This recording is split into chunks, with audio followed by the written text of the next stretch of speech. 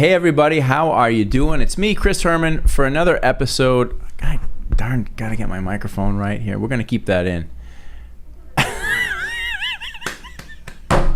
Do not edit this. No, absolutely not. We're going real. So, hey, it's Chris Herman for another episode of On Deck. Today, I am joined by my good friend for the second time, and we had a great time. In fact, he's sitting right there, so I'm not gonna act like I'm in here by myself doing the intro, but Mr. Jackintelle, my good friend JJ, we talked about mostly life, a little bit of car business, a lot of fun, a little bit of cocktails, and overall a great conversation that I think you're really going to enjoy. So without further ado, my good friend Mr. Jackintelle. Thank you very much.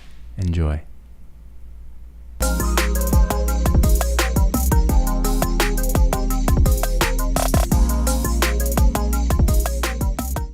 Short list, December 4th. It's going to be epic. It's going to be really cool. Okay. So, yeah, it's going to be a lot of music, a very eclectic group of individuals from all walks of life. So, it's going to be cool. So, we're going to have about 60 people.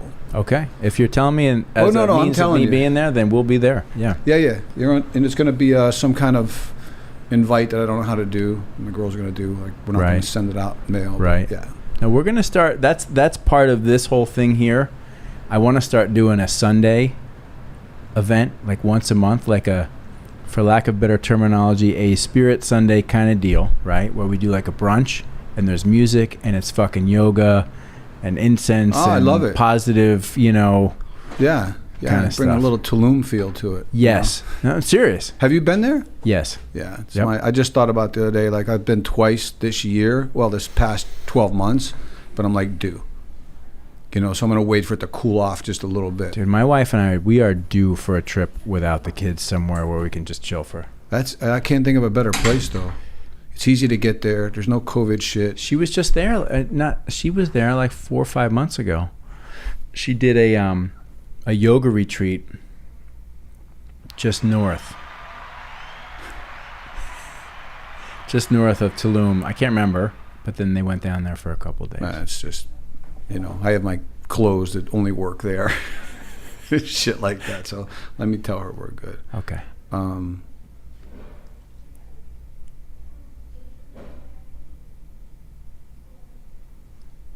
All right, Chris, I'm fucked now. I canceled my workout. All right, good. Now you can stay for band practice tonight.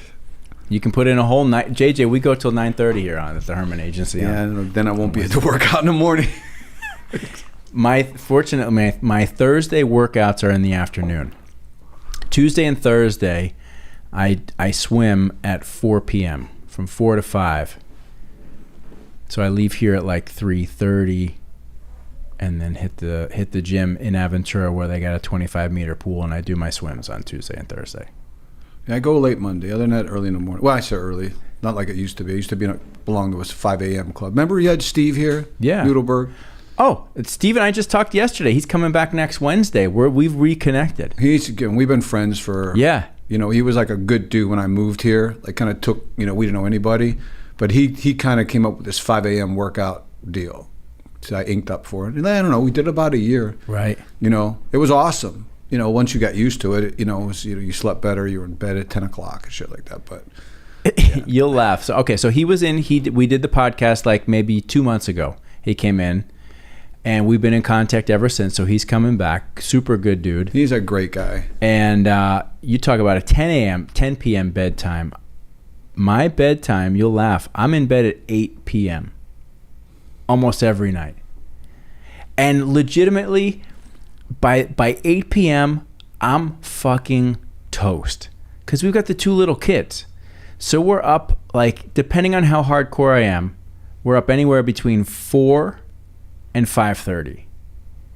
And my 4-year-old daughter is up at like 5:45, and she's ready to have breakfast. And then so then depending on whose morning it is, because we have a schedule that we rotate. So some mornings it's my morning to work out, some mornings it's my wife. Sometimes mornings I drive Sabrina to school, some morning it's my wife. So we've got a whole system. It's good. But I got to tell you, dude, I was thinking this last night. I got in bed at 8 o'clock last night, and I was fucking spent. And I was like, why am I so tired? it's a 14 to 16 hour day. From the second you wake up, you're like, you know, you're going with the kids, man. and you've been there. You know, I'm just older doing it now for the first time, and I love it. But holy shit, sometimes I'm like, we look at each other. It's 8 o'clock. I'm like, what the fuck, babe? It's 8 o'clock, and we're wiped. The trainer asked me the other day. She goes, how'd you feel last night? I can't believe it. I fell asleep early. I never fall asleep early. She goes, what time? I go, midnight. Because I'm about 1:30, 2 a.m. No way. Yeah, I don't know. I like night. I should have been like a night. Like when I was younger and I was like looking at just like jobs, I wanted to work the night shift. Like, you know, I wanted like, you know. So you're a night owl. 11, yeah, for sure. You know, and I don't sleep much. About 6 hours. I'm good. But I think I'm like, I like to be up late. You know, the world's quiet. Right. You know, I'll go outside. I got a little rooftop patio. I'm out there. It's just different. So I'm up late. But it's interesting because essentially the experience is the same. Now, I can't say that mine is anymore with the kids, but typically I'm a morning person. I would gladly get up at 4, and I still do. Same. You're right. And have that quiet time to myself for a couple hours where nobody else is up. I can, you know, have my coffee, get the emails checked, get everything, you know, check my finances, do everything, get everything done, and then, you know, go have that exercise.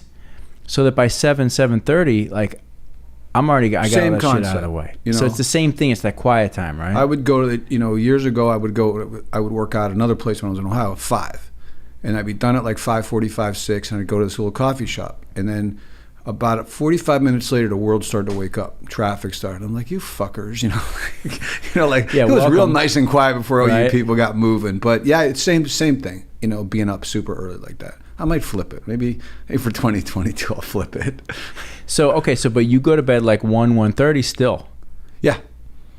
You know, I say bed. I get in bed. I have, you know, like being I live by myself, like I just got all my shit. Like if you see my bed, like, you know, I have a king size bed. Right. I got a laptop. I got headphones for the TV. I got a book. I got a journal. I mean, there's a, you know, you got a whole when a dog comes up to go to bed, I got to push all this shit over, you know. So yeah, I got my phone. I got all kind of, you know, and then some other shit that I just decided to look at night, like, oh, I'm going to thumb through this automotive news or whatever. Right. So yeah, there's a whole. So what's your go-to All right, let's talk about this bedtime scene. Let's get intimate here. What's your go-to entertainment in that environment? Well, off my, I have a 3-story house, so I have it's called a villa, right? So it's like first floor, second floor, and then third floor is just a bedroom, an office. So if you can imagine, like a loft, it looks like a loft apartment. Okay. Off the office is a rooftop. On the rooftop. So that's where you are. That's right. Nice. So it's like, you know, if my kids come up there, it's like they're on borrowed time. Like, hey, Dad, they go back down. So nobody hangs out up there. So I, shower, get my shit together, and then I'm on the roof. So I have a TV up there. Typically, I'm on YouTube playing music, candles going. You can see the sky. You can see downtown Fort Lauderdale. So that's kind of where I bring my laptop out there, and that's where I'll wind down and then end up, you know, pretty much going to bed from there. But that's kind of my family room, chill area. But you've got it's like you've got your layer. A whole layer. Yeah, that's nice. It's a whole layer, and the rooftop is, you'll see it, is, you know, covered with vegetation and plants and flowers and shit. And I'm up there and I'll, you know, fuck around and replant a pot or do shit like that. So that's my, you know, that's my wind down. When I come home, I don't think, like, my living room, other than watching football, I don't think I've ever sat there and like watched television or, you know. I do have all my high fidelity shit down there, my good stuff. Right. So the other night was actually the first time I had somebody over, and I said, let's sit down here and have a cocktail and, you know, and listen, because I listen to that shit in the morning. I get my coffee and I go in my living room and I'll play vinyl. That's my morning routine, you know, every morning, what I'm going to play. And that's how I get to use that living room, and I get to use that equipment for the most part. So then I got some other shit, and I'll carry music up and down. But, you know, this morning it was Elton John and Rocket Man and all that, you know, yeah. And if I'm vibing, I'll have, you know, another cup of coffee or whatever. I got nothing going on. So so let's say you go to bed 1:30. I'm gonna keep drilling into this nonsense right here. So you go to bed at 1:30. You get up like 7:30. Yeah. 7:30. Get some coffee, and then it's vinyl. And I've seen. I know we've talked about this lightly, but your audio. You've become a bit of an audiophile, right? Yeah, I'm in still terms a of your rookie. equipment. Yeah, I'm still. The more I research, the more I realize I'm still in a starter kit. But Right. I've actually moved the starter kit out of the main part of the house up to my bedroom, and I've got I've upgraded. You've upgraded there. down there, Yeah. right? But there's still a lot of blue sky if I wanted to go further. I don't think I have the ear for it yet. Like I wanted to play the music too loud, and so when I have this dude that's been helping me, and building and buying and shit, and I'm like, I'll call him. I'm going, dude, shit's fucked up. It's vibrating and it's got this hum, and he's like, I was there. It sounded perfect. Well, I realized I just was playing the music too loud. Turning it up. Yeah. So now that I've got that, so I think it's a kind of a palette, right, of appreciating it, differently. So, yeah, that's my newest hobby. I just stopped because I tend to like. I don't know how you would say it. Things are so accessible now. So before, like, you could buy vinyl on Amazon, right? You'd go to these little thrift shops and you'd find some vinyl or some, right. Record shop, and you'd dig through that shit. And now that it's so easy, I found I had to stop doing that because, you could go on there and just all your favorite artists, like click, and, and send them. Plus the new vinyl is, because the format is different. Let's say a Hotel California album, right? It's one album. But if you buy it on this new digital format, whatever they do, it's like 4 fucking albums. Yeah, and they're heavier and they're better quality, but they get way less music on one side. So let's say where there were 4 tracks on one side, now there's 2. Oh, really? On vinyl? On vinyl. So just there's that much more information that's pouring out. I don't know enough about it, but I don't like it, because it's so it must just be to improve the quality. Right. They have to. So I quit buying new stuff unless it's a brand new artist that that'll only released on that. Like Norah Jones just came out with an album. You're not gonna find it in a record store. So I had to buy that.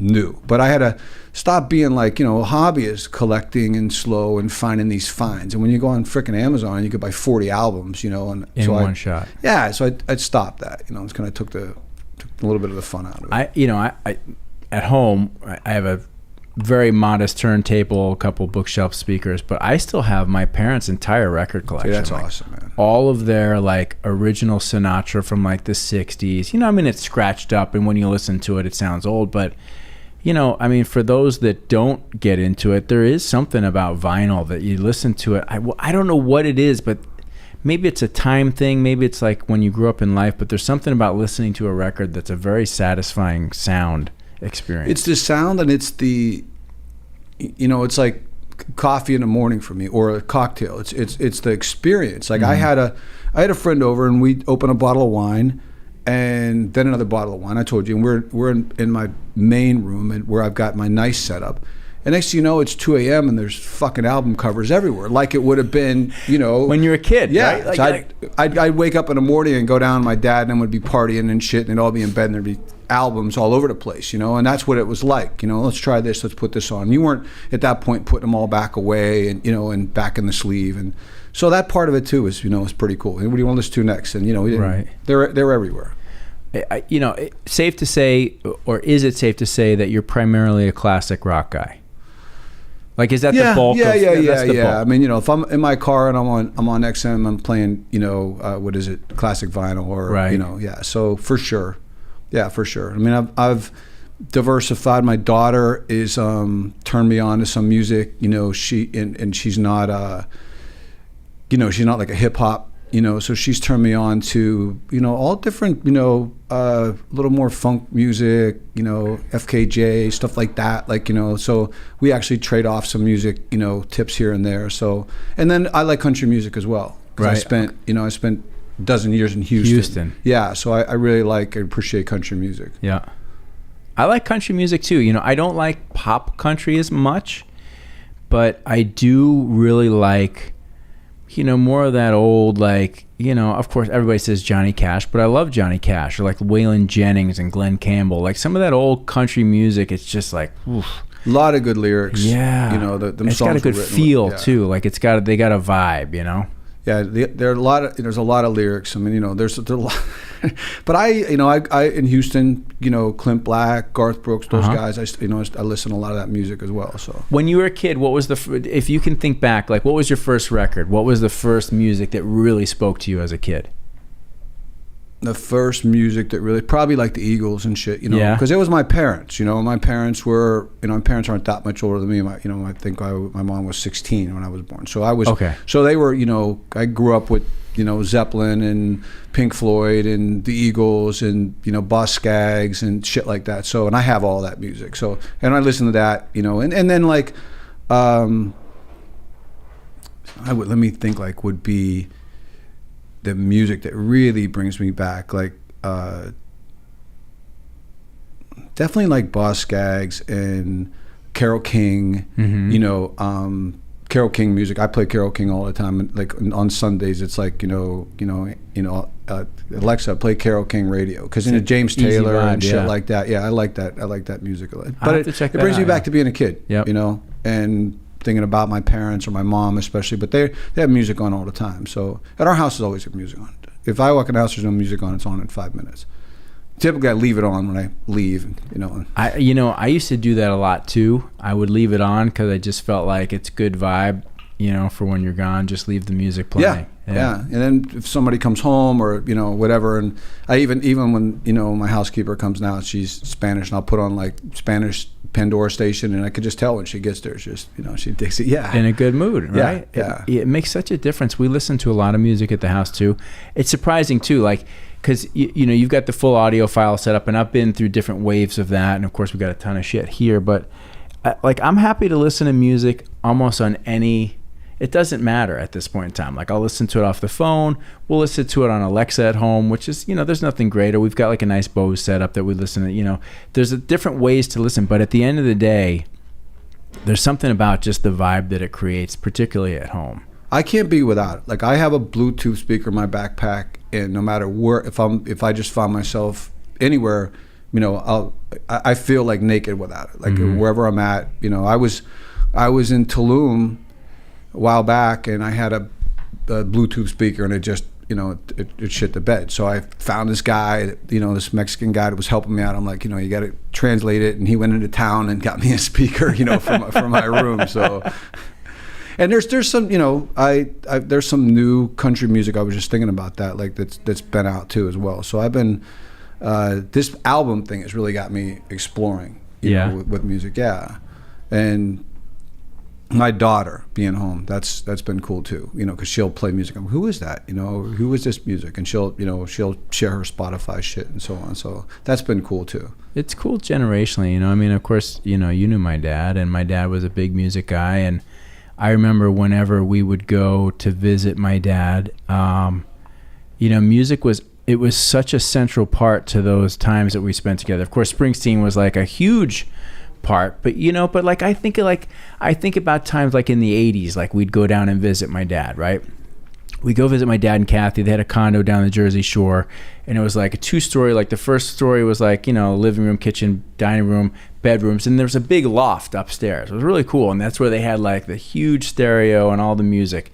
And we'd listen to stuff like, I remember listening to like Fine Young Cannibals or Simply Red, like a lot of 80s stuff. Yeah. But it was just such fun to like get together as a family. And we did this at home with my mom too, but just to be together, listen to music, have a drink, eat food, and just like set the tone. Yeah, I have I don't know, 2 months ago I got home. So my daughter's moved back in with me. Well, I say move with me. She's never lived with me, but she just graduated college, and she came to live with me for a year and do a master's program locally. So it's been awesome. Matter of fact, I asked her brother, I helped him get his own place because I wanted to have this year with her. Right. Because she left home, she was 20 or 17, now she's 23. So I'm like, this could be really cool. The two of us, she likes to cook and so on. So I just wanted to get to know her at this age. So I got home, I don't know, and she was having some, boyfriend problems or whatever. I don't know, but she was just bummed out. And I had never seen Dave Matthews, right, ever. And the people that, and I don't know, I put Dave Matthews in this Jimmy Buffett bucket, right? And okay. And I'm like, because this trendy, not trendy wouldn't be the right word, groupie type, groupie, and jam bandy kind of. And I didn't even know what a jam band meant. Right? So I got home and somebody had told me like that day at work or something like, oh, I'm going to Dave Matthews. So I never, and I'm a music guy, right? So I said, why don't, there's a concert in Palm Beach. Why don't we just fucking go, right? So I went online and I, whatever was available. This was like an hour before the show, right? 2 hours before the show, and bought these tickets. And so we're heading up there, and she said, "Where are we sitting?" I said, "We're sitting in the front row." And honest to God, I said, "God's honest truth." So, she said, "Really?" I go, "Yeah, really."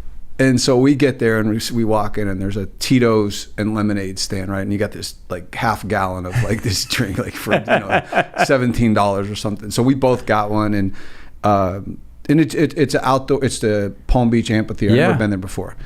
So anyway, I don't even look at our tickets, right? And we just start maneuvering, and we're going down here. Where's your tickets? So within. And when we got chased out, so everybody that worked there, so it's kind of like knowing your audience, right? I'm going to actually use this in a sales presentation I'm doing in a couple of weeks. So I realized that everybody worked there was a retired, like senior citizen. As far as work there, like ticket taking and so on. I just started to notice, like, okay, well, this is our audience, right? And so, we started sweet talking and so on. And then, honest to God, a lady with a cane chased us out for like the third time. But we've started to find, like, she had to get down to the lower level. And then I found Bob, like, Bob, how long have you been working here? Like, do you get to see a lot of concerts? What's the best one you ever saw? And, like, we're going to go up there and see our friends. We got by Bob, right? So that was we cleared that spot. And then one thing led to another, and we found like the weak link of like there's 4 ways to get to the front row, like as you go down. And by mid-concert, we were on the rail in the front row. And so the only thing between us and the stage was like the pit, right? Right. So just for the hell of it, I said, all right, here's what we're going to do. It's like 3 songs left. First of all, I was blown away. I'm a huge Dave Matthews fan now. Like, I never knew what a jam band was. I didn't know really that they didn't really have a genre.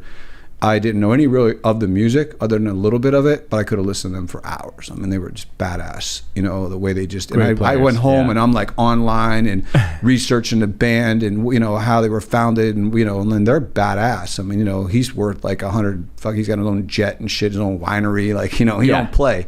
But it was awesome. And I would travel to see them. Like, I would go, like, I started looking at where they're touring. And people do like crazy. I would for sure. I would definitely. The girl that turned me on to them, for her birthday, I bought her front row tickets in Madison Square Garden in the fall. Like, I just, in this winter.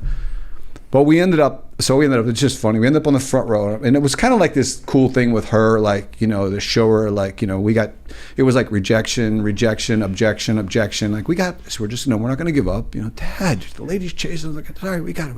Let's go get another drink. And they're going to try this north side entrance now, So we're on the front row and on this rail, and we just kind of maneuver, like there were seats. Oh, those were our friends' seats. They gave us the tickets, and hey Bob, it's kind of the same shit. Actually, he looked at us. I think he had anxiety the whole time he was letting us there. But so I said, all right, baby, here's what we're gonna do.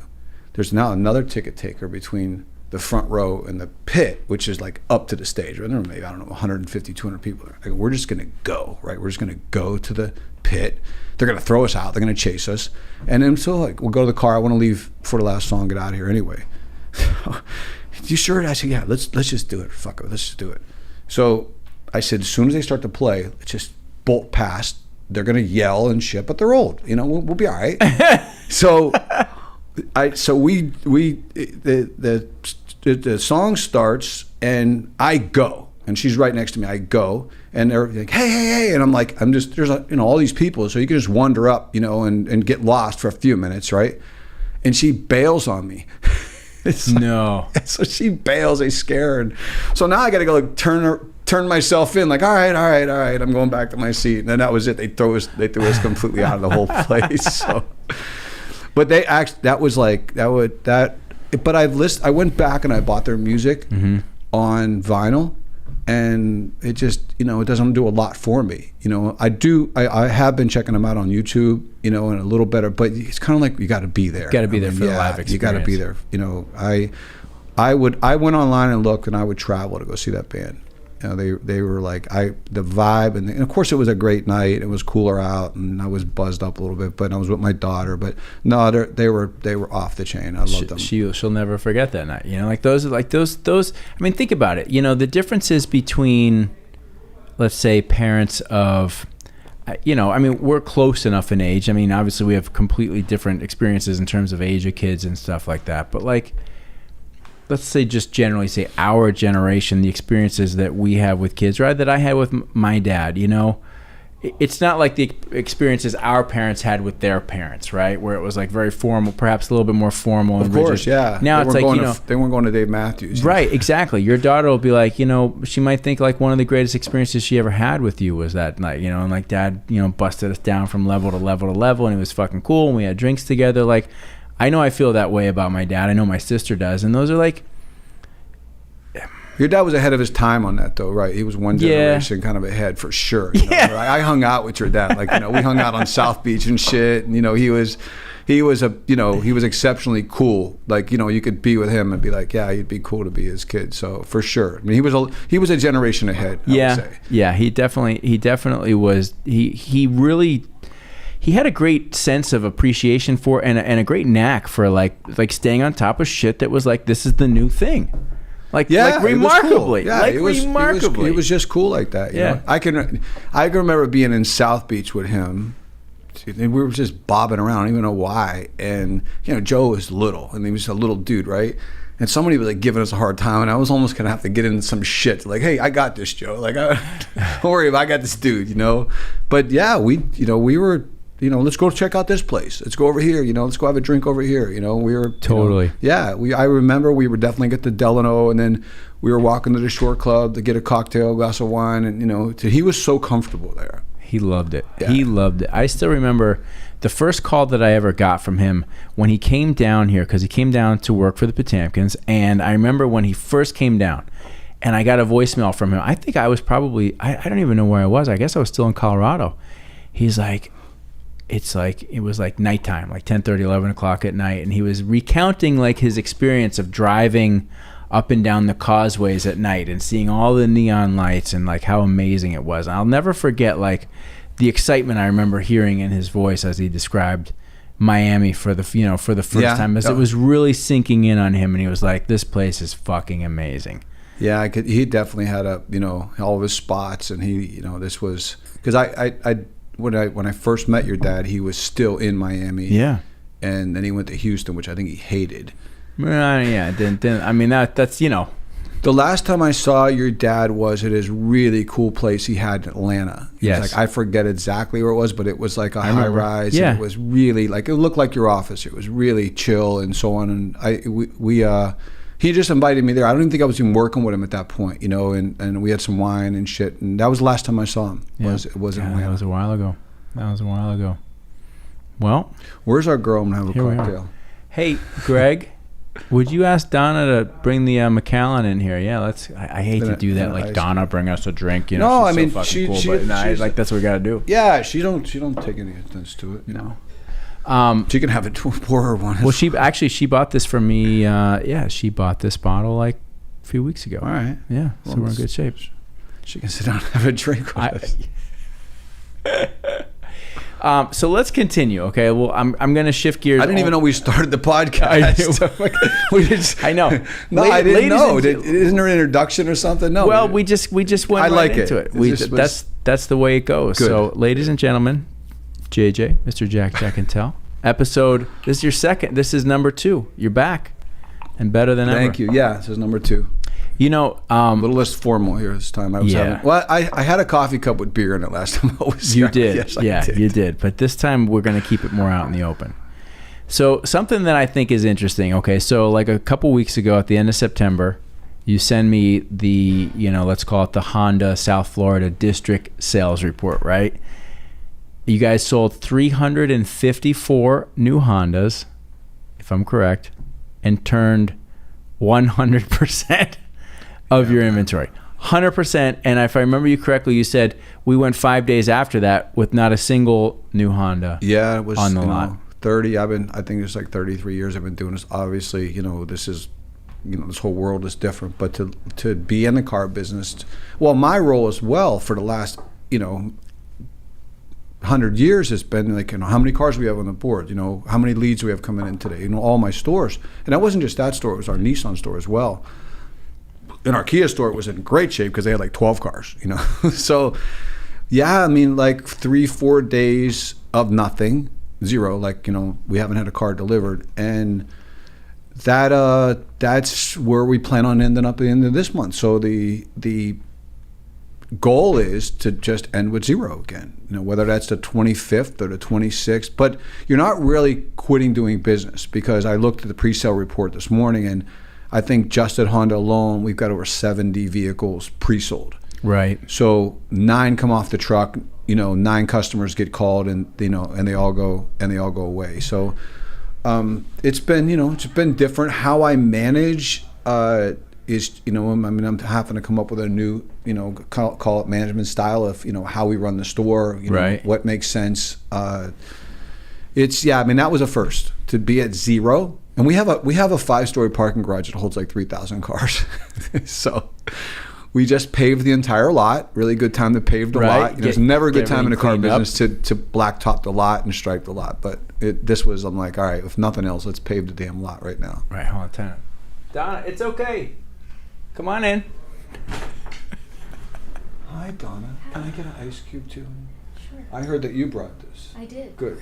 You pick out way better scotch than Chris. Can I have your glass? Yes, thank you. Last time I think I had some kind of Bacardi rum. No, it was okay. So I'll tell you about that. We'll get to that in a second. Yeah, no, we had the good booze, and by the last time you came here, the good booze was gone, and like the well booze was still here, and it was like, every time I looked at the bar card, I was like, oh, that's embarrassing, man. Like, what do we got going on over there? It's a good thing. Yeah, I was coming here today, and Kimberly, my assistant, I said, I'm going to go see Chris, and we got a little bit of business. We're going to do a podcast, and she's never been here. Well, actually, we have to have her here. I've invited her on the podcast. She's like, I need to talk to you. She needs to, because she's done so well with growth. When I say growth, not just but working with me, and her confidence and just the way she approaches shit. She's a beast now, and this would be really cool for her. And I would love it. Really interesting girl. But she's like, his office seems so cool, like, because she sees it on social media. I go, oh yeah, it's fucking cool as hell. I mean, there's like, I'm gonna have a drink. The band's gonna practice and stuff. And thank you. Thank you, Donna. Thank you, Donna. Another cameo. Donna always. We always find the way for Donna to have the most awkward cameos, when she comes in and she's got to like adjust something or whatever. All right, there we go. Yeah, cheers. Man. Cheers, buddy. A salute. Okay. Where were we? You wanted to start with music, partying, cocktails, and then go to business. But let's roll with it. Ladies and gentlemen, here we go. We're going to begin our episode. Let's go with it. Let's start our episode now. We're on the 3rd floor watching the sunset, and now we're at zero cars. But let's go into business. Okay, I think I'm more open about it as well. I got a lot of positive feedback on our last conversation. And from our clients and my dealer friends that get it, a lot of them said, I really enjoyed that conversation because JJ fucking gets it. Like, he just understands the business, right? And so, of course, we got to touch on it a little bit. We can veer all over wherever we want. Office, but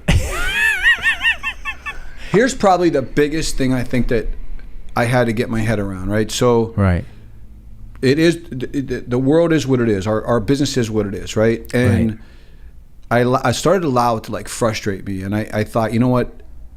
It'll be different again, because truthfully, I don't have a lot to do, right? So marketing is, you're my marketing guy, right? Yeah. So, typically you're getting voice notes from me at 2 a.m. I'm checking all the websites. All of the video.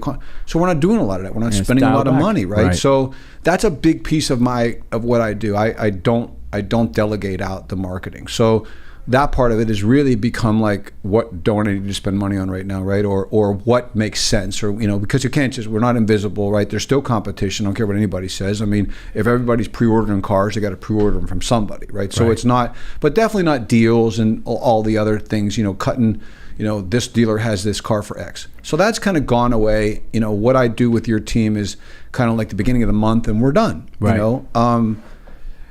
Pushing, a lot of the pushing I would do, or a lot of like the excess or aged inventory or ordering cars or really managing the allocation, all that's gone. So, and I've got, on the flip side of that, so I got a really good crew. We haven't had any major turnover in 3 years. I've got, real quality people. Our culture is molded to the point where it's I'm just doing little plucks of what I call like weeding the garden. Now the garden's planted, the tomatoes are growing, a little weed pops up, I'm on it, Right. And so but the heavy lifting has been done. So I finally had to just embrace, I got some, I just got some downtime. Let's do something different. I've changed my style. I go in the office later. I leave earlier. I'm doing other things with my life, and because I had at first I was like on this huge guilt trip, so I just go sit there, all day, and just and just not to that be I'm, there. And I'm still right, just to be there because it just felt right, and I had to like give myself permission to check out and be okay with that, and just know that okay, I can enjoy this little dip in life, as I say dip at our business, and because there's going to be a time, it was, and the reason I really got okay with it was because 18 months ago, I was there, key to key, 7 days a week basically. I mean, I wasn't there, hardcore on the weekends, but we were in violation of being closed down. We had tape on the floors. We had signs. We had masks. If it wasn't over your nose, we had to write you up in HR, and you had to go home. So that was like the other side of it, right? It was zero relaxation. There was no, Right. There was no chill time. There was no downtime. And it was, if I was home or I was, I wasn't at the office, my mind was like, COVID and inventory and what's going to happen, and and not just managing the store, but managing the mask and managing the 6 foot apart and managing all the other shit. Yeah. So that was another piece of it, right? So I worked harder and more intensely. I lost a couple years of my life doing that. So now I've given myself permission. Okay, things have changed. It's okay. It's cool. Go out on a Tuesday at 3:00 and take your boat out and get on the ocean and and do your thing, and it's all right. And for guys like, especially for my generation, you live with this huge guilt trip, constantly. But I'm over it, man. Fuck it, See, I think that's so important and refreshing because, we work in an industry where you've got a lot of alpha males, alpha females, and, there is that mentality of like the sort of that guilt that you place on yourself. Like, oh man, I'm letting myself relax, or I'm letting myself take it easy a little bit, or enjoy it. And it's good to break through that at a certain point in time and say, no. Like this is my life, right? And when the heat is on and I need to do what I need to do, I'm going to do what I need to do. But if I don't need to be there, and if being there is just going to drive everybody fucking crazy because I'm just basically sitting there trying to figure out what I should do. Oh, I was going like, we just put a new bathroom in, so we have like these auto flush things, right? So I'd go in the bathroom, be pissing in the toilet, I'd take a picture and send it to my guy. Like, I mean, it's, how at that point I knew.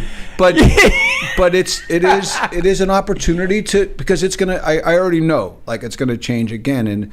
And my mentality was like, when I was so intense in this business, when it really, really was, things were different as well. Right.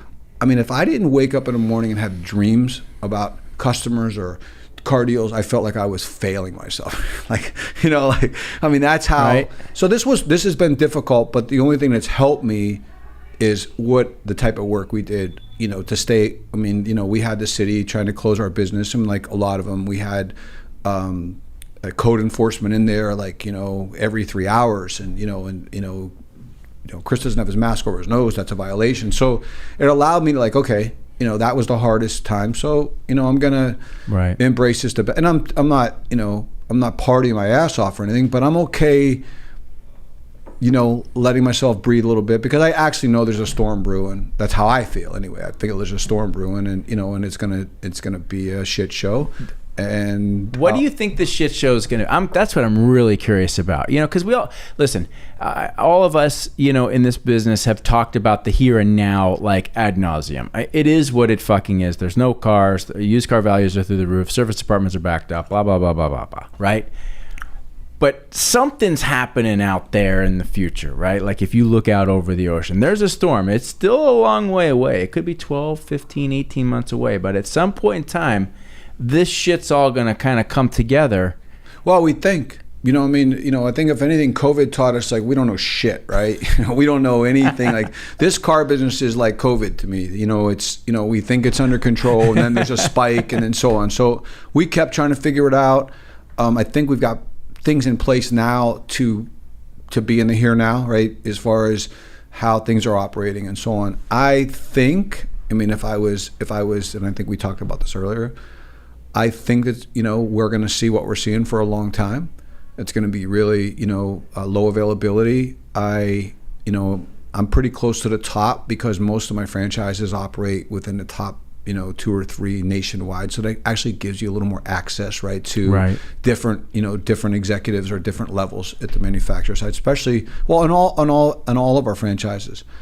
So I do have, let's say, more, you know, more information, as much as they have, and everybody, including the people I'm dealing with in the U.S., are still speculating. But the manufacturers are making, and that was my concern. Like, you know, I'm okay. I've always thought, you know, we stock way too many cars, and it, you know, it depleted it. And it's a supply and demand thing, right? With anything, right? So I've never been, you know, convinced that was, you know, all this selection and all this availability. If nothing else, I've learned that if you don't have white, they'll take black. If you don't have red, they'll take blue. I mean, it's right. You know, we just offered too much, and of course you can't blame the consumer because, you know, there was all these different options and so on. And I've realized that, you know, we don't have Civics, so you can have an HRV. Let me drive an HRV. Okay, we like it, you know. So we'd have never done that before. It was, you know, we'd have ran around like idiots looking for the Civic and so on. Yeah, and right. We need 10 Civics for you to choose from, or 100 Correct. Civics for you to choose from. So I was concerned that the manufacturers are getting their ass kicked, right? So as soon as they could get production back up to healthy levels, then, you know, all of a sudden we'd be overstocked, and then it'd be, you know, kind of race to the bottom again, pricing wise. But from what I understand, and I haven't seen it yet, and I look every day, I haven't seen it yet in the stock as far as like Honda and so on, and Ford. They've been relatively flat. Ford's starting to move forward. I think Ford's up like 20% in the last, you know, month. But I understand they're making, you know, the reports are going to come out, the earnings are going to come out, they're going to be good. And so I think that they're going to find this sweet spot between, if we build less cars, then we have to give less incentives, and incentives are number one, expense for these manufacturers, right? The more cars they build, the less that sell, the more they have to incentivize, and then the end of the day, the ones that really don't sell, they got to give you more trunk money on them, you know. So a car that sells relatively well, then we give you $1,000. A car that, you know, is sitting there, you get $5,000 on, whatever. And then, of course, their storage and their floor plan cost and so on. So when I started to hear things like they're giving up storage facilities, you know, manufacturers are now, you know what, we don't need that 100 acres we used to store cars on, because the cars are going to go from factory to dealer direct. And I'm sure it's affecting their bottom line. So, well, it is affecting their bottom line. And we're okay with that flow of vehicles as well. You know, 2 years ago, I had 3 offsite storage lots, and I've got enough storage on my facility to store 3,000 cars, right? I had 180 cars, 119 cars with 5 dealerships. We have this dealership in St. Augustine. So I had 119 cars 2 months ago when I ended the month. Last month I had like 40. So, and we were renting total 5 franchises, or 5 dealerships, 4 franchises. So we were renting lots. I had 5 acres rented here. I rented from the mall across the street. I rented from all over. So we're giving up all that as well. So everybody's benefiting from this, you know, this bad behavior that was created, overproducing and so on. Now, where the manufacturers go with it will be yet to be determined. If someone, I believe that at some point someone's gonna break the bad behavior or the good behavior and start to overproduce and try to gain market share and be sneaky. And I hope that doesn't happen. But I'm gonna guess it's not. I mean, you know, it's hard for us all to accept that, you know, this is normal. And I had this conversation the other day with somebody that was not old enough to know about airport security, right? And like, I said, no, you used to be able to go to the gate and, and hug your girlfriend goodbye and, and sit with her and, and have a coffee and walk her to the plane. And then if they were coming in, you could stand by the plane with balloons and go through security. There was no shoes. I'm like, shit. I'm like, you're fucking crazy. So 9/11 happened. And then, we know what we deal with now, and it never went away. It never changed. Now you That's have all normal. this. It's normal. And no one would, and who thought that security would stay? Was it going to stay for a while? Well, while we sorted through 9/11, but it's here forever. And that to me was like a good analogy that things could change forever. I mean, dealers stock. I mean, in Europe they don't stock cars. In Europe, cars go directly to a customer. I think I told you earlier, Rolex now is going to sell directly to the consumer. Now, through a dealer, right? You're not going to cut out the dealer. You're not going to be able to just go on Rolex.com and buy a watch. But because, they've gotten so short in availability, like I think for the next 3 years or whatever, until forever, they're going to be allocated to Chris Herman. That watch is being built for him. It's being shipped to him to, Fort Lauderdale. In Europe, they do it in the model. I don't know enough about the model, but they don't stock cars. And they, every car that comes in is primarily pre-sold or pre-built. And I think that we'll get pretty close. When I'm talking about guys we need to turn 100%, how many cars do we have? We call it now the new lingo. Chris, and you've been in the car business for a while. There's a new term. It's called touch. How many cars will we touch this month? That's an email I send out. We'll touch 435 Hondas. Well, that's our sales objective, 435 Hondas. So how nuts is that, right? So that's a new term. We have, but there's some people out there that think that that dealerships are not selling cars because there's no inventory. I mean, you're still talking about 434 cars, right? Like, I realize that's an anecdotal number, but even 354 last month, which is not where you need to be. It's not nothing. I mean, there's still we cars haven't hit the through. wall. I don't. There's so much speculation. Like, are we starting to go the other way as far as productivity? And people feel like or think that it's a chip issue, right? There is definitely a microprocessor problem. There's a COVID issue, but there's all these supply chains. There's cars that that are being held up because of a wiring harness coming out of Thailand, and that's where they get all the wiring harnesses. The one thing that I think that is dealers or that don't understand is when you think about a Honda assembly plant. It is an assembly plant. They don't make anything there. They don't manufacture. So all the shit comes there, and then they build the car. So if one thing doesn't come there, we learned that with the microprocessors, right? So the chips couldn't come, so they're building the cars, and there's a ton of chips. Well, now they're not getting insulation for the doors. They're not getting the foam for the seats because that came out of Texas. And we learned that when there was the ice storm in Texas. There was no foam for the seats. So this supply chain issue is compounded with now this workforce issue. And then you've got still, COVID protocol. And so it's, it's a long time from being corrected. Yeah, it's crazy. And it's every industry. I mean, it's not just the car business at this point in time. You've got supply chain issues in every industry. You've got the ports backed up. There's all these crazy videos online where, you see all these shipping container, these cargo shipping, the cargo ships. They're all sitting out at port or they're sitting offshore all around the world right now, loaded up. Of course, everybody thinks that this is some like manufactured, economic slowdown. But the more I dug into it, because I was curious about it, it's not. It's just there's not enough shoremen working at the docks. There ain't enough ship on the boat, and then when there is enough stuff on the boat, there's half a load. Then they can't get that load unloaded. Well, but they're so packed up right now that, and just like we backed away from microprocessors, 2.5 years ago, because I've heard that the industry was like, they didn't sign up for what was available, and then those chips went elsewhere, right? A lot of the docks and a lot of the shipping, good grief, I'm gonna say this right. That's what I get for having a cocktail in the middle of the afternoon here. Anyway, the docks don't have enough workers. They let them all go during COVID, or they didn't keep them, or they didn't train new ones. So there's not enough people to unload all these ships. It's fucking backed up. Like they're talking about, this year at Christmas time, there's toys and all kinds of stuff coming from around the world that's not even gonna make it. It's gonna change behavior. Yeah. I think that the dependency I know manufacturers are talking about we don't want to be as dependent, so it's going to change a lot of that behavior. And maybe Christmas we'll just eat and drink and sing, and and it'll be so it's going to we're definitely in a place where it's going to change behavior dramatically. You said something that really struck me as surprising because I hadn't given it any thought, right? And I guess it's not that I didn't give it thought, but when I thought about, well, how are the manufacturers doing? In my mind, I was like, well, they must be struggling a little bit right now because they're not producing and they're not wholesaling cars, right? I didn't think of it like a dealer and say, well, they also don't have the inventory cost. They don't have the finance cost of holding the inventory. They don't have to pay for these extra lots. All the extra stuff that goes along, the incentives. I didn't think of that. And I wonder, maybe I'm the only one that doesn't realize that. But I wonder how many people in our business haven't really given it a thought or understand that perhaps the manufacturers are doing okay right now. And maybe they finally look at this as like, wow, we can have a different business model. I don't think it's going to stick though. Like we've seen time and time again.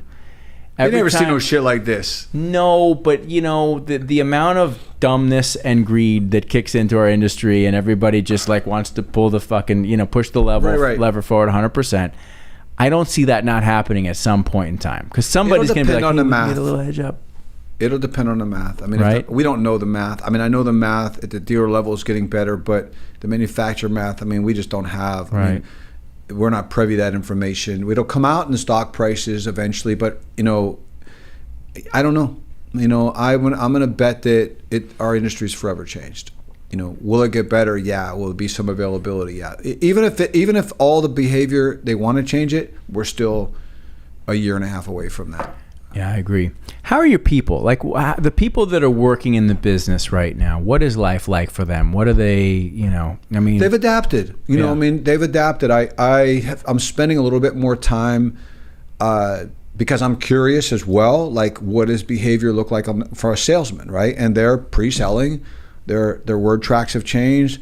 My business development center or outbound calls are changing as far as come in, pre-order your car. We've got 42 Civics available that'll be here in the next 30 days. But you need to get in here and get your name on one and give us a deposit, etc. So we haven't laid off anybody at all from that. From a productivity standpoint, salespeople and so on. We're making a little bit more money on the cars. So they're selling a few less cars at a higher commission, and this is public shit, right? Yeah. And the behavior's changed. They're not screaming deals now. They're basically screaming availability. And I actually do. There's a friend of mine who has a direct mail company and for advertising. So for dealers, and so they're sitting on their hands, right? They're used to typical stuff. So he asked me to come up and do some, really like give him some industry insight on what the hell they can do, right? To get all these salespeople in there, and they, their dealers aren't spending money and so on. Are we talking about a particular company in Northern Florida? Yeah, we are. Yeah. My friend John Hamlin. Yeah, I know John. Yeah, John. And John, John's a great dude. And I agree. So I went up and I wouldn't call it a sales meeting, but I went up and did a meeting with them and said, okay, there's still a need, but what you guys are serving up has got to change. Here's my needs now. And we actually just had a Zoom sales call. I say sales call. I mean, I had some new information that I shared with John. He said, hey, would you mind getting on a call with my team? And I said, so here's what a piece of mail needs to look like. It needs to look like a inventory sheet. And I said, do you ever remember the old Auto Trader, right, where there'd be like a page and it'd be like sold? Why would they advertise a sold car? If you look at a magazine for homes, this one's sold. Why the fuck are we advertising a sold home? Because we're showing that urgency, right? Right, shit's happening. So better act. I said, I sent them a screenshot of our sales log, which is all straight up. And I said, here's 15 cars on this sheet and 8 of them are sold. I think the mail should look like that. I think the consumer mail should look like, not that is the availability sheet, but that's a screenshot of what's going on. So, right. And then the language should be, which is all again above board.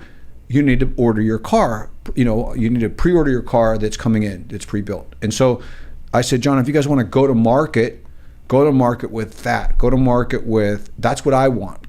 So what I'm basically doing is I'm helping them understand what's going on in the industry, because there still is a need. I'd rather, like I said, I'd rather you pre-order your car from me than my competitor.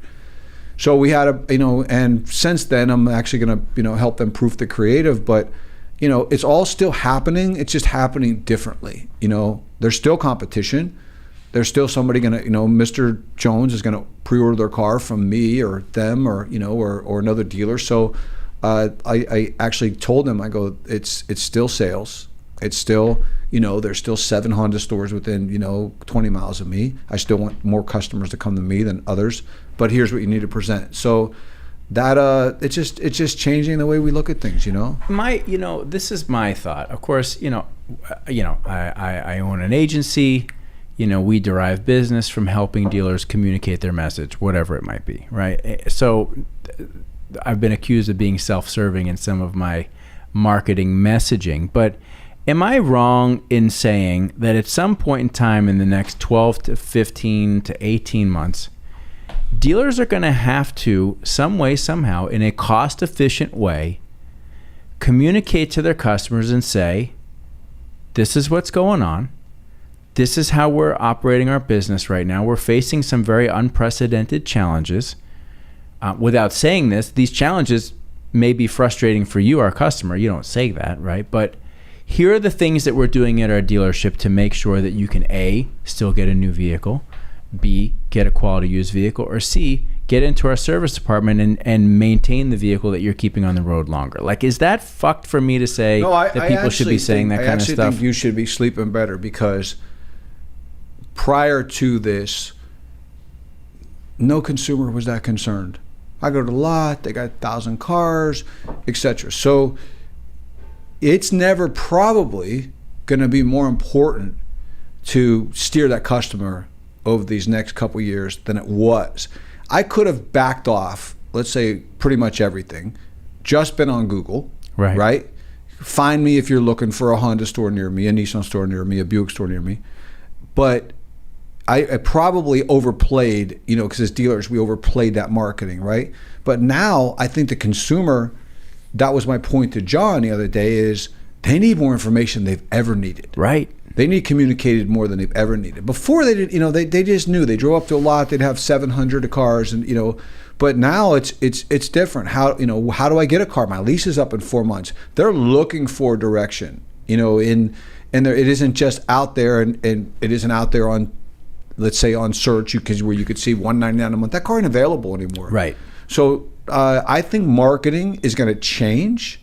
Like I think we had a meeting yesterday, with a Zoom call yesterday with them, and it just was pro bono on my part. John's a good friend, and I like John. I love helping people. Day, I got to give him a call back. I really love helping people, and I like helping. They're a high and tight organization, a real class organization, and I'm like, we can help these guys. They got families, they got and what can I do? And I had the insight, but again, so you can rest assured, I think that it's going to be even more strategic for marketing.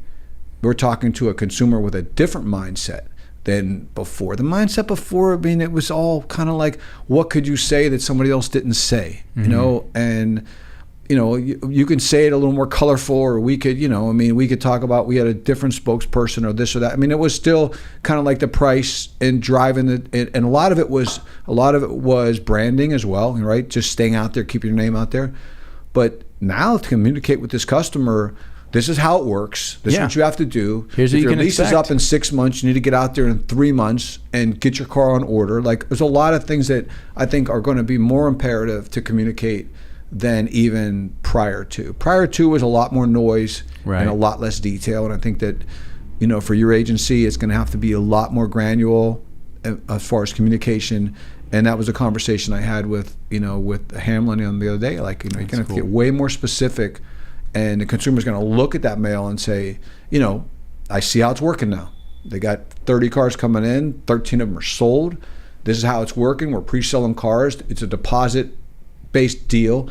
And so I think you're going to have to focus, if I'm giving you advice, is educating the customer more. The dealer needs to understand, and you're a car guy, so you'll have definitely an edge up, is that you understand the industry. You're having people like myself on here to you know, because you're going to have to go. The dealers, most of us don't have any freaking answers, right? So never before have we been looking for direction. And that's what I explained to John's team. Like, come to me with ideas now. Because my ideas have always been, you know, price, deal, sale. There's no more sales. Right. You know, we used to barbecue on Saturdays, right? And chicken and balloons and face paint the kids and shit. That stuff's over right now.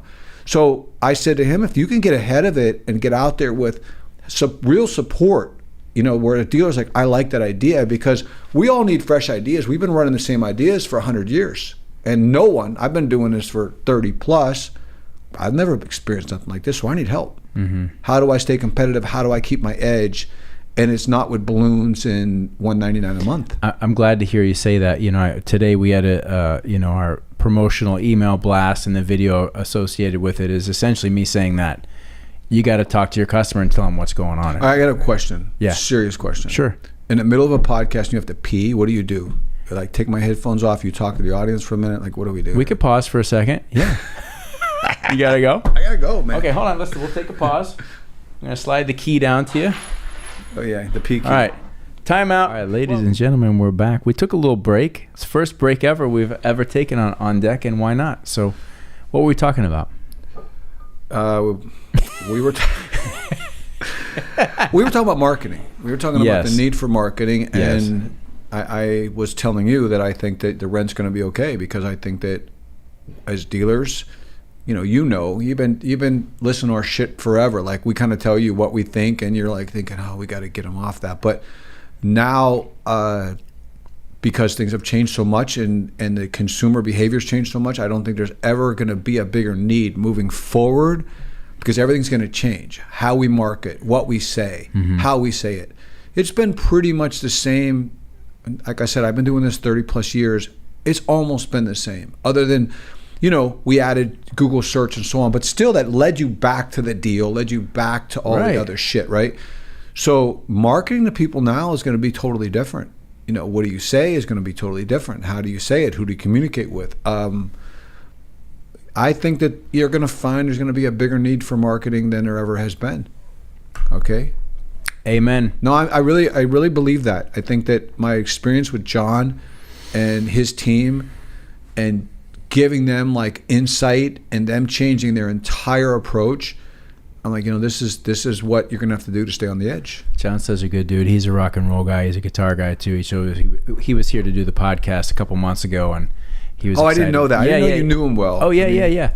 In fact, you're saying this, and I remember he called me the other day, and I have not gotten back to him, so I need to. I like John a lot. He's a cool cat, man. And he's a really, really good person. When we get, this whole deal, this Wednesday night deal, this band rehearsal thing that we do here, it's going to turn into some kind of thing here, right? And I would love to have like you and John, because he was like, oh, anytime you guys rehearse, I'll come down. I'd love to hang out. I'll bring some friends. He's going to be here. Yeah, you know what? He just texted me. Let me see when he's going to be here. He might be here now, and that would be a real shame if I fucked up and didn't get I'm back heading to him.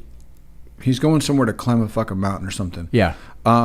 Grant, who is his right-hand guy, Zimmerman. Yeah. Grant was on the podcast next too. Wednesday and Thursday next week. Next week? Yeah, next week, yeah. Anyway, we'll do a thing here. Like, you were telling me you want to do this like eclectic gathering, or like I want to do the exact same thing, and whether it happens here on Wednesday nights or I'd like to do like a positive thing on Sundays, but I think a midweek for business dudes, like I wouldn't call it networking, because I kind of hate that term. No, just like have people come together, be able to hang out in an environment, we'll play music, have some drinks, have some dinner, just hang, talk about the business, enjoy. I think that's a great idea, and you can get, you'll pick up a lot of content as well, and people will make relationships and so on. Yeah. When I went up to John's office, he is such a cool dude. So he texts me, and I'm going there, to help him.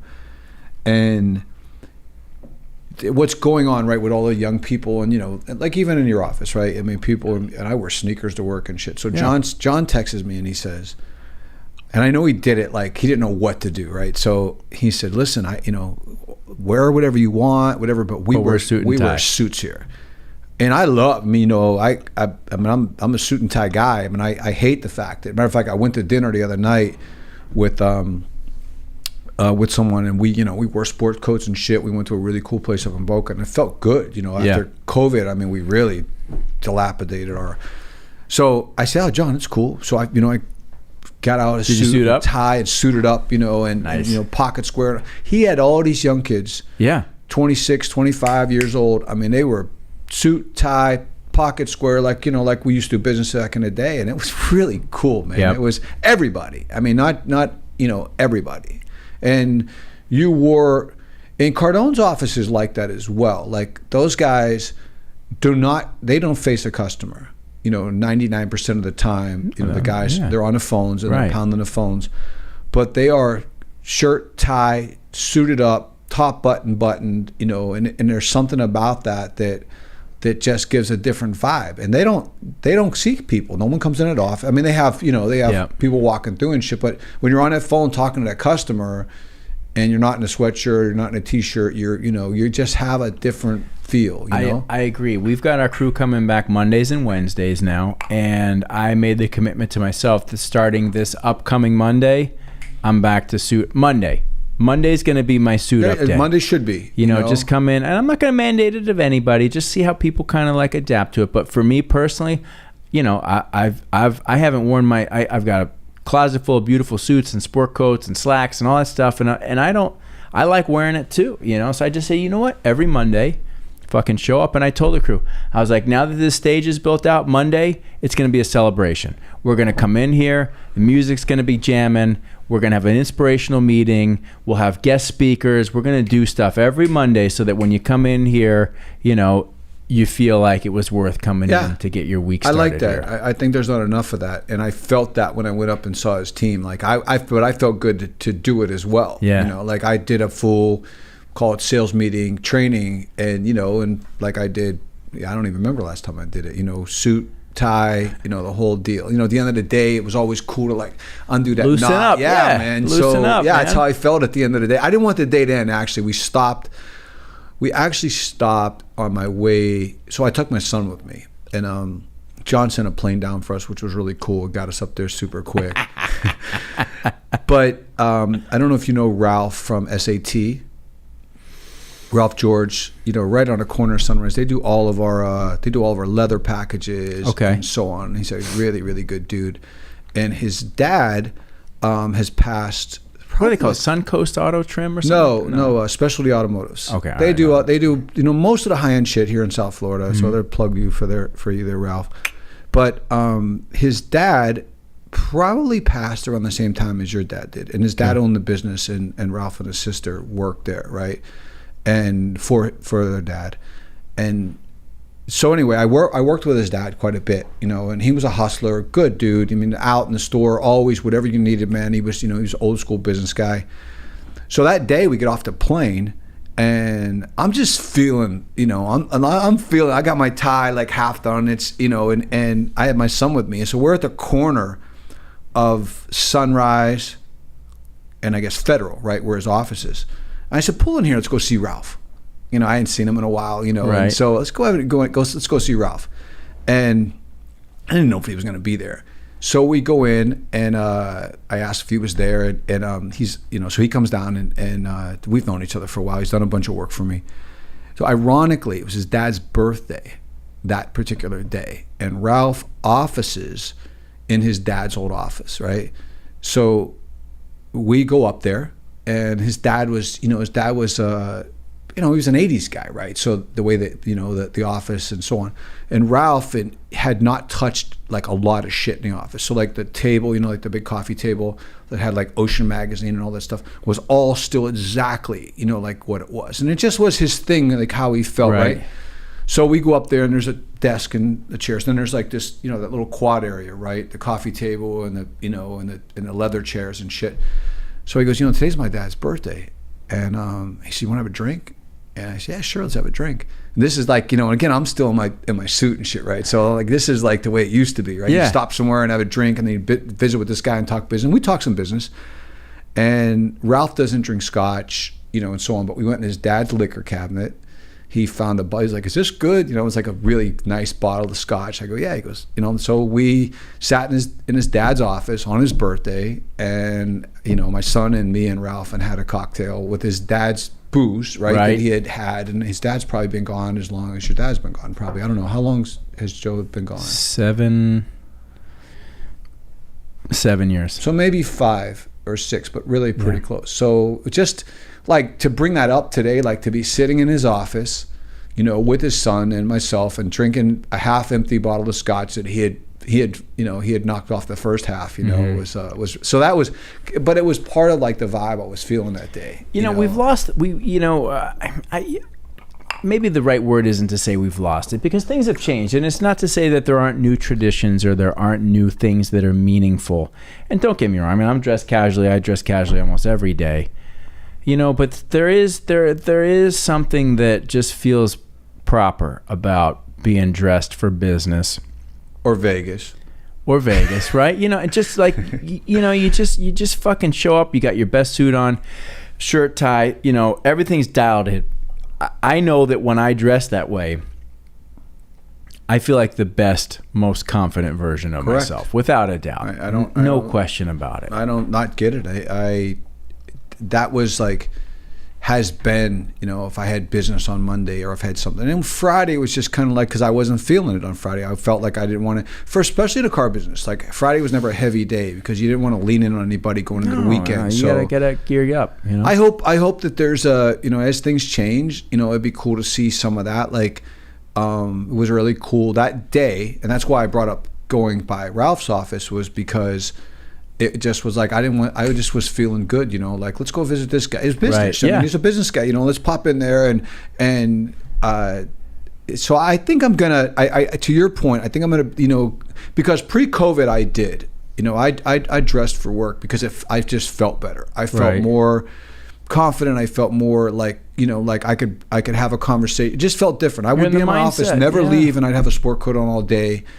And after, you know, COVID, I'm in there with a freaking mask on and shit. I'm not gonna have, you know, I'm not gonna be my tie and a mask. But I'm going back there. Yeah. So come with me if you want. Yeah. All right. Yeah. No, starting Monday, this Monday, boom, we're doing it. We're right. We're gonna kick it off. Monday's gonna be my day. Okay, and I'll send you a picture of mine. So I'm curious, now that you've had, you know, you said you've given yourself permission to take a little time to breathe, right? And the last conversation that we had, we ended a little bit more on the new JJ, right? And so now that and it's been some months since we had that conversation, now that you've, you know, been through COVID, we've been through all this shit, and you've given yourself some time to think and breathe, not at the store driving 24/7. Any new insights into who you are? Any new discoveries about yourself that you're like, hey, why do I got to put you on the spot like this? No, it's all right. I don't mind the spot. Let me just make myself a sip here. There you go. Well, that's a big one. That's a big one to be okay with that. You know, I did. Before I answer that, so I hadn't been feeling good, right, the last like couple weeks. And of course, I've had 72 COVID tests. And never COVID. I had, like, you know, the flu. So I've been kind of like, you know, laying low as far as like, you know, if I want to go work out at 10 and, you know, and go to the office at 11, you know, I was cool with that, right? So when I was sick, I went to work because, you know, back where I grew up in a business, like, you know, you were a badass if you had like NyQuil and Theraflu and all this shit behind your desk. And you were at the office, suited down, shirt and tie, and you were, you know, you're sweating your ass off and you're grinding. And it was crazy because I remember Kimberly saying, you know, like, why are you here? I don't know, it just, when I'm sick, like, obviously, you know, take COVID out of the equation. Like, I feel like I have to push myself here, right? So that was just like, it was wild. Like, I can't stay home and stay in bed. I can stay home and jack around, you know, or lay by the pool, but I can't stay home and stay in bed sick. I have to go to the office. I think that's just something that is like, it was instilled. It was weird. And anyway, she's like, well, you know, if you're not here yesterday for the whole day, why are you grinding out today? But that's how we did things, you know. Like, you didn't call in sick, and someone called in sick, like, hey boss, I don't feel good. They hung up on them, you know. Then next thing you know, it'd be at the office. So But with that said, you know, I quit. I told you, I quit watching the news. I quit. So probably the biggest answer I can give you is I've come to the realization that I am an idiot if I allow things to control me that I have no control over. And that is something I'm extremely mindful of, and I feel like an asshole. Like, I'm watching the news, there's some shit going on, I got nothing to do with me, and my heart's racing, or I'm feeling, you know, anxious, or I'm allowing it to bother me. Like, you're an idiot. So being mindful of the fact that anything I have no control over bothering me, first of all, is something I'm super mindful of, and I'm just not gonna let it happen. And that's never been, like, you know, I think a lot of us, I mean, anybody listening to this, it's like, you know, they just, and what happened was I had already been kind of there, right? I was like halfway there, and I'm hacking around on my computer one night, and it's, you know, it's late. It's, you know, it's 10:30 or whatever, 11 o'clock at night. I'm winding down. I'm just dicking around doing my thing. And somehow I double click on something that's news related. And I could, and anybody that, you know, listening to this can understand it. So I felt this heat, right? This like anxiety and so on, just from reading something that I don't even remember what the hell it was, but it certainly had nothing to do with me at 11 o'clock at night on my computer, anything I could do anything with. And I shut the fucking thing, and I'm like, what am I doing? What am I doing, man? Like, right. But I was, it's kind of like, here's what I think's happening with people. And I just had this conversation with my partner the other day, is, how would you describe it? Like, we're so used to it, we don't know what it's doing to us. So we're so in it, and we're so ingrained in it, it's just become normal, right? It's kind of like, I don't know, if you take a cold shower every day for a year, you know, you don't feel cold anymore. Right. So because I had stepped away for quite a bit of time from taking in the news, taking the negativity and so on, I was hypersensitive to how it affected me. Before, I was already in it. So it just was, I was living in this shit place, let's say anxious place.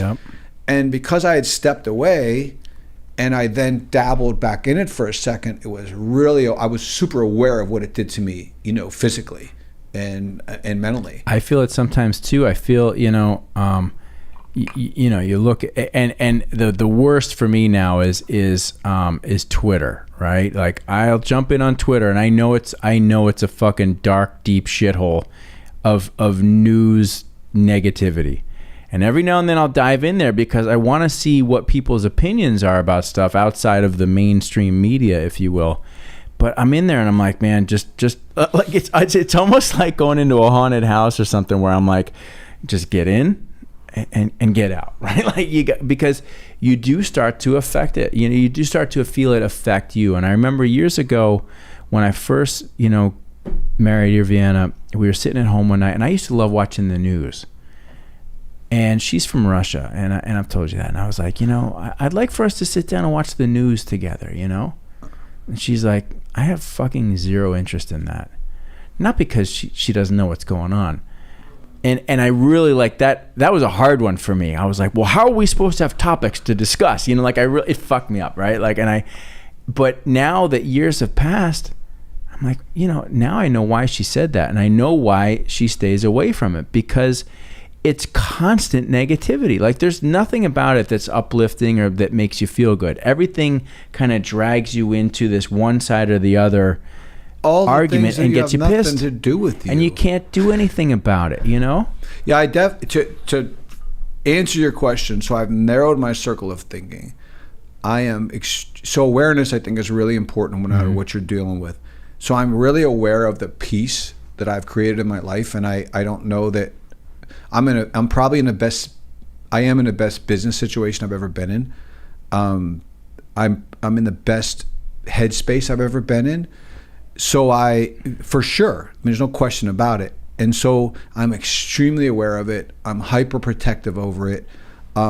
If someone is in my space that is creating anything, it's like, you know, get the fuck out. And when you have so much of that, you know, you don't notice it. You know, Right. when it's just you're taking on the news, you've got all these shit situations in your life. You know, your business situation is shitty, so it just becomes the norm, right? Like anything, right?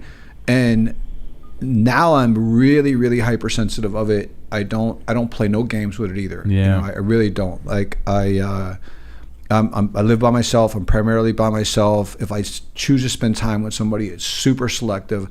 It's definitely become like this awareness of boundaries in my life with everything. Like, don't fuck with my peace, right? You know, like Yeah, you've created your own little Garden of Eden to some degree. And I'm It's sort of physically in better shape than I've ever been. I'm mentally in better shape than I've ever been. I eat better than I've ever been, and so I've really now established these boundaries, and it's not just people boundaries. I think of people say like, it's that, like, I'm cool with just saying we're not cool. You know, like, we're not cool. Like, if I'm dating somebody, I'm like, I told you, like, this isn't for me. But it's bigger than that. It's what I expose myself to. It's what, if I'm at a restaurant and the waiter got a negative fucking attitude, it's like, I just call them out or I'll leave. I just get up. I walk out of shit all the time. But on the flip side, I'm the other. Like, I went to dinner the other night by myself, and this waitress was, I'm looking at her. She's probably in her early 20s, right? And all these kids, not all these kids, but this society's so many people don't want to work, and she's busting her ass with a big ass smile, and she had her face painted for Halloween and stuff, and I mean, she just was on it, right? So not only did I leave her a really nice cash tip, I wrote a long note, to her, and so I'm just loving living in that place, and I didn't, I didn't look back. You're the first person I've even told that to, and just that's where my headspace is, So once you step back and you can kind of get a better look from the outside looking in, so that's me now. I don't, and also age has something to do with it. You start to look at the clock ticking the other way. I'm definitely on the second half of my life. So, just don't fuck with my shit, in any way, shape, or form. I have no patience for it. I don't, and I like that. I definitely have like this lack of patience for invading anything. And that also opens up the doors for better things in your life. So it opens up the doors because you're not cluttered up with all this bullshit, like with something, good, whether it's a relationship or it's a business situation or it's, my friends, like right here now, I'm doing this with you, having cocktails at whatever the hell it is. I don't even know what day it is. This wouldn't have happened for me. It would have been, I can't, of me a long time. I can't, I get too much shit going on, because I just was, my whole world was different. Right. I'm gonna go hang out with Chris. I love that office, we'd have a drink and, and I'm not worried about where I got to be half hour from. The only thing I canceled my freaking workout today, and now I'm going to be half hungover, but I'll grind it out tomorrow. I know. But to answer your question, like me now is I am very aware of my surroundings.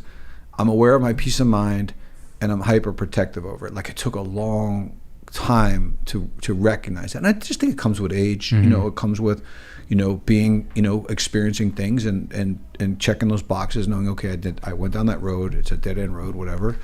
And now it's like, it's no, and it a lot of it's just on me. It's not like I'm verbally saying it, right, to a situation. Like, if I went into a coffee shop the other morning. I live over in Las Olas. I walk into a coffee shop. It's 9. There's 10 of them, right? They're all pretty cool, right? They're all, right. They've got, different vibes and couches. It's a very cool place, So I live a block over from Las Olas. So I walk over there and I walk in this coffee shop, and I just didn't like the fucking vibe. The girl behind the counter, she was just like, there was a guy in front of me waiting, and she just didn't. I'm like, I want to have coffee. I want to feel it. I want to, this is the morning. This is a thing for me. I walked out. I went down the street. I found another spot. Felt good. Felt better. I went in. So I didn't say to her like, this place sucks, or I don't like the vibe here, but I was just super protective, boundary wise, of like, I'm not going to sit here, and it wasn't about the $8. No, it's about the feel. It was about the hour and what kind of quality experience you're going to have. It was the hour of my life that I'll never get back, and it was the fact that it was Saturday morning, and I wanted to have a cup of coffee around a situation that felt good, and so I just turned around and walked out. I wouldn't have done that. I'd either bitched about it or stayed and not even been aware of it, because I was living in that world, and I just turned around and I was kind of like, I was kind of like proud of myself, right? Like, no, we ain't doing that. We ain't having our coffee there. We're gonna have one cup of coffee this morning. We're gonna choose where we're gonna do it. Hang on a second. Okay, so this is so funny to me. When you have your internal dialogue, is it often a we dialogue? Because mine is sometimes I'm like, we're not doing that. Absolutely. It's just me talking. It was just me. No one knew I left the line. No one thought I just lost a customer, right? I'm like, right. I'm looking around. It ain't feeling right. I don't want someone making my coffee with a freaking negative attitude. And I just turned around and I walked. And I looked. And obviously, the next place I went, I was super aware, right? Of like, okay. Right. How does it feel? Yeah, it feels pretty good. Yeah. And I went there. And we're good here. Yeah, it was fine. So, yeah, it was definitely a we conversation. So funny. I do that too. Sometimes I ask myself, is it weird that when I'm talking to myself, I'm having like a dialogue, I'll say, yeah, we're not doing that. And it's just me. So why is it a we? Well, you are. There's you and you. I mean, my life is me against me. You know, right. I mean, there's no question about it. So, like, what do you want to do? Hey, fuck this place. All right, let's go. It's like, who else you gonna ask? Yeah, it's internal debate with yourself. So I am. The cleaner it gets, the better you're aware of it, I guess. Right. And I'm super mindful of it, and I'm. People that are super close to me, I mean, they say, I'm living my best life. I really am, Seems like it. Yeah, for sure. You've known me for a long time, it seems like it. I absolutely am. And so I'm very selective of the people I spend time with. I guess it's the time. When it's a bitch to get older because you start to count time. Like when you're younger, you just, time is endless and you don't think. Right. And now it's like, I don't want to spend an hour doing something I don't want to do. And that's a bitch because it sometimes is cold. Like it's how would you describe it? Like, if I go on a date and it's like I'm in a half hour, it's not rude, but it's honest. And like, you know what? Let's wrap this up. Or let's say I go to a show, a movie. You'll sit there and you'll suck it up for 2 hours watching a shit movie. Right. No. I get up and I leave. For the most part, like I don't want to do this. The other night I went to a movie with my daughter and we went and saw that Sopranos prequel. By far the worst movie I ever saw. I've heard that. I've heard that. Such a disappointing. So I was going to leave. But I leaned into. We had those cool chairs. We were at that theater. I leaned into the fact that I was there with my daughter and we're having popcorn and so that was my reason that was for your being excuse there. For staying. But any other situation would have been I'm out. And we all know we've spent endless hours doing shit we didn't want to do. Could have been a movie, could have been a date, could have been dinner, could have been a friend, job. Could have been whatever. Anything. And now I'm like really dialed in, like, okay, this is 45 minutes of shit I don't want to do, so I'm not going to do it. And it's at first seems a little brash, but it's my time. No, I've grown to have a better understanding of that too. It's not like I sit and think, oh my God, time's running out. It's just that no, time is so valuable, and it does go quickly. That you want either you're putting in the time to work and make the effort for a reason, or you want to be enjoying it and getting the most out of it. And I don't have any patience for. You shouldn't. I mean, you're younger than me. If you're in a meeting and it's not going nowhere, then just fucking leave. Yeah. Just you know what, this is going. But we've all sat there and thinking, oh my God, just another. When's this gonna? I don't give a shit no more. Yeah. I'm not doing this no more, guys. I'm leaving. And truthfully, like, you just feel better. It's like, but of course it's that we conversation. What do you want to do? Should we leave? Fuck it. They're going to be upset. Fuck, let's go. But it used to be like, well, you should just hang in there, just give it a shot. Like those are the types of internal mind. Get in the car and put the music on, Yeah. Go spend time doing something else you want to do. But yeah, so it's a circle back around to answer that question, honestly. Like, I am so aware of my time, and I've become like a time, what do they call it, like a time snob. Right? Like, I'm not gonna, like, people that are like, let's say they call themselves a coffee snob, like they're not, if it's bad, I'm not gonna drink it. So if it's not serving myself or even the other person, I'm okay with that. Like, if I'm spending time with you but I'm helping you, but it's a grind for me, that's cool because I'm still getting satisfaction out of it. But I'm not gonna waste any time, and I'm aware of it now. And I think that if anything else, if somebody listens to this podcast, even so, like, wow, you know what, I never put it that way, and I spend so much time doing shit I don't want to do. or I don't like doing, and I just, like I get talked into doing. We all get talked, used to get talked into shit. And I don't, like now if I go to a party, and people are parking in the driveway, if there's like 4 spots in front of me, I park at the end of the driveway. Yeah. And I just went to somewhere with my kids, a friend's party, and they're like, Dad, you want to ride with me? Nope. Drive my own car, park at the end of the driveway. Just, if I got to pull the ripcord, I want a free. I'm going to dip, and that's, it's a liberating, obviously, way to live. And it's not rude, and it's, you're not being. No, but don't you, I mean, like at this stage, because my dad was kind of this way, and I've learned to develop to be this way too, it feels good to just say, you know what, this sucks. I don't like it. I don't want to be here anymore. Or if somebody tells you, you know what, this isn't for me. I'm out. I'd rather have that than spend another 45 minutes with a person who's going through the fucking motions and like, oh yeah, fuck that.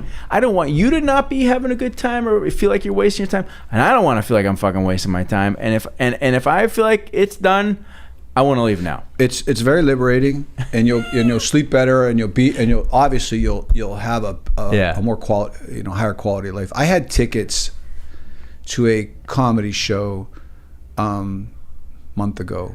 Sebastian Montesano was playing at the Hard Rock. Yeah. So they gave me a pair of tickets, and so I'm like, I'm gonna ask somebody to go with me. I'm like, fuck, that's such a commitment, right? Because if I ask them to go, then I gotta go, and then I gotta go first of all, right? And then I gotta sit through the show. And what if I don't want to sit through the show? Why don't I see 2 fucking jokes? I want to leave.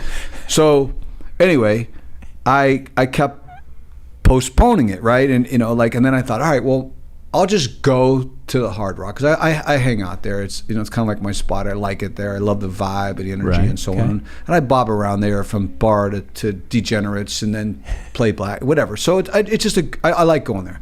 I'll just go there and then maybe I'll bump into somebody I know and I'll take them to the show. So I still got 2 tickets in my pocket all the way up to the night of the show, right?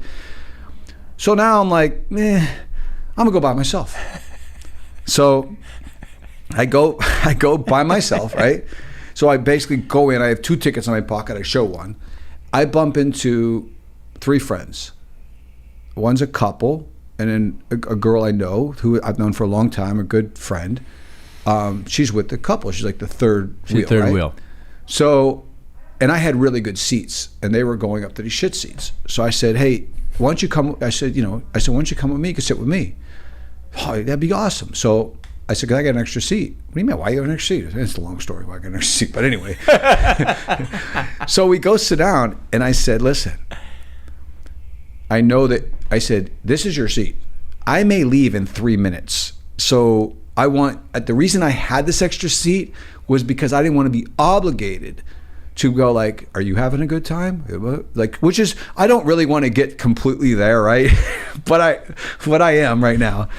And she looks at me like, what do you mean? I go, well, the reason this seat was going to be vacant was because I could leave anytime I wanted. So now I'm feeling a little anxiety because I asked you to come and sit with me. So you can stay if I leave, or you can go with your friends, or you can do whatever, but I may dip. That she was a sweetheart. She's like, yeah, whatever. Whenever you leave, I'll leave. Dude, it's so... have you ever watched? So we stayed for the whole show, right? But have you ever watched Curb Your Enthusiasm? Are you kidding me? Yeah, I mean it's so Larry David, and as I'm sitting here, I might do you not respect wood? Me too. It's so. My son says that he sees him. He's like, "That's you, Dad." It's so funny though. It's like, no, I don't want to go. Or I want to. I'm gonna leave in like 5 minutes. You can stay. So to wrap it up, because it's really funny. So my friend she's like my age, and we've been friends we have mutual friends, so we've been friends for a while. So I said, all right, listen, if we don't leave,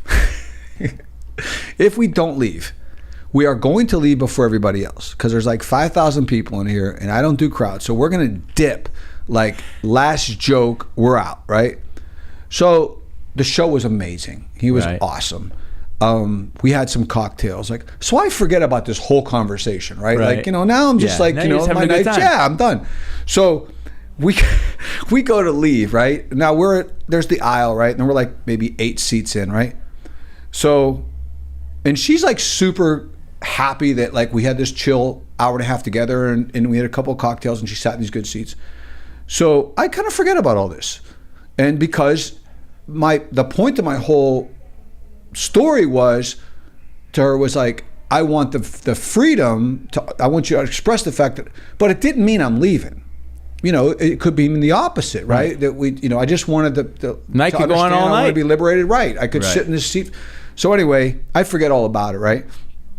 So we so the show's over, and she's to the right of me, right? So she's leaving, and there's this couple there, and it's like this scuffle and shit and so on, and then I get to the aisle and we get out. You know how you go to a venue and you get out and I go, what the fuck happened with those people? That couple, what'd they do? What do you mean what'd they do? I go, what'd they do? She goes, you said we leave. So she shoved them out of the damn way. She was like, okay, you got me the ticket. You've been my boy all night. Like, you know, I got you. I'm like, Jesus Christ, I forgot about that. She's like, we're out. We're out. I go, look, we're in now. Like, you know, that ship sailed. Like, she pushed them over the damn seats, you know. It was, and then so later that night, I ran into her and some friends at dinner, and I told the story, and they all laughed at her because she's pretty, you know, like quiet, you know, but she was like, you know, he got me the seats, we had a good time together, like I had his back. Get the fuck out of the way. There's some fucking elbows. Elbow. I thought they said something happened. I mean, you know, it was just a cute story, and I ran into him later, and everybody had a good laugh about it. Now we're talking about it again, so it was pretty endearing. But anyway, I ain't wasting no time, that's all. And I'm worried, you know, like to finish the circle, right? I come here today to be here for an hour. I call you and say, Chris, I don't have a lot of time. Like, right. You want to do the podcast? Yeah. I'll be there. Can I come early? Can we do the podcast? You know, and I got to be out. But I get here. I ain't seen you in a while. You got a little juice in you. You know, I ain't seen you juiced up in a while. So I told you asked me if I wanted a drink. I said, no, I want water. But now the vibe feels good. You know, everybody's having a cocktail. It's Wednesday. And so I had a workout at 6 o'clock. I canceled that. And here we are. It's 5:30. That's me now. Yeah. That wouldn't have been me. Very regimented, you know, like, but it felt good. So we stayed with it. Here we are, you know, fucking around, having laughs at 5:30. No workout. I'm going to have another scotch here in a second. So to wrap things up, that's I feel like I'll go home and I won't feel like, oh man, I fucked up my night, whatever. Like, I left, I came here, I had a great time with you. Check, one good day, you know, one more good day, right? Salute. That's how we're drinking. Thanks, man. Salute. Let's get off the air here. Yeah, Are we on the air? What do you call this? Yeah, call this on the air? I don't know what they call it anymore. I love you, buddy. Yeah, good love to see you too, again, man. always. Thank you. Always a good time. But, you know, a quick question in it now. You know, like, my dad told me one time years and years ago, go on vacation, don't bring a watch. And I've never forgot that. And how about living your life that way, right? The best you can, right? I mean, you know, like, until you're completely checked out, you know, quite can't. Right. But like, I don't know what time it is right now. Right? And he said, you go on vacation, you eat when you want to eat, you drink when you want to drink, you sleep when you want to sleep. And I've never, because if not, it's not a fucking vacation. Right. We get dinner at 6.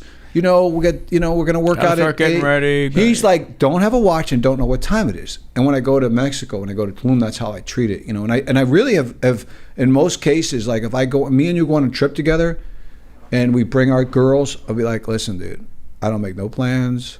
If it's 5 o'clock, we have dinner reservations. I'm 50-50. I might be napping. I might be drunk. I might be at the beach.